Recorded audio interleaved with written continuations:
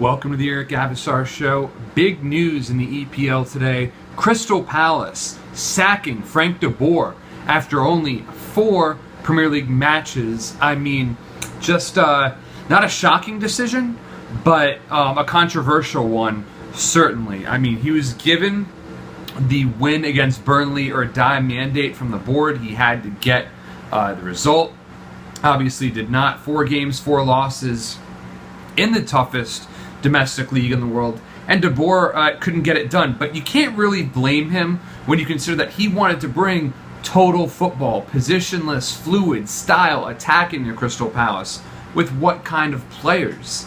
Guys like Christian Benteke?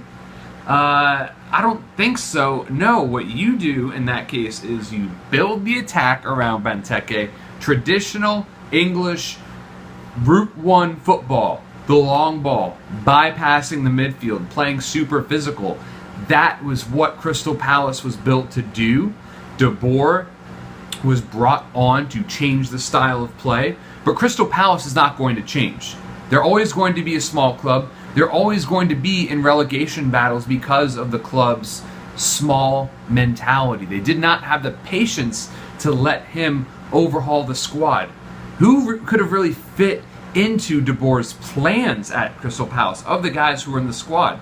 The only real fits were Yohan Cabaye, a tremendous passer, perhaps Wilfried Zaha, Andros Townsend, a talented player, but to say he would fit with De Boer's style of play, no, that's a stretch. So Crystal Palace is pretty much making just an acceptance of mediocrity. They're saying, look, we're never going to get better. Instead, we're going to just always fight for relegation every single year. Moves like the purchase of Mamadou Sakho suggest otherwise. Of course, that was a great acquisition. But appointing De Boer was a mistake if they could have not seen this coming, that there were going to be growing pains, there were going to be early season struggles. De Boer did not even last as long as Bob Bradley at Swansea, the second shortest tenure in the history of the English top flight. De Boer lasting only 77 days, 4 games in charge, which is a record, mind you. The shortest tenure of all time was Les Reed at Charlton. 7 matches, 40 days. Of course, Bob Bradley only lasting 11 matches and 84 days. These are just managers who probably never should have been hired in the first place. But the fact that Palace, or I shouldn't say the fact, most likely Crystal Palace is going to replace De Boer with Roy Hodgson, small club mentality. Roy Hodgson is one of the worst managers you will ever see. I mean, he is absolutely dreadful. His greatest managerial accomplishments took place in Scandinavia. He plundered Liverpool into a relegation fight.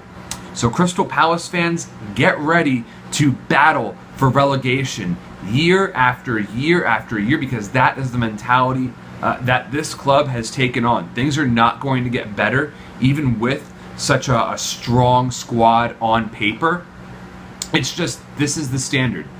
Maybe Crystal Palace will turn into a yo-yo club. Maybe it'll be that team like Sunderland up until recently, where they always found a way to avoid relegation. But I think that this sacking means it's very, very likely Crystal Palace will go down. And if Roy Hodgson takes over, you can almost guarantee it. Thank you so much for tuning in, and please be sure to subscribe to my channel.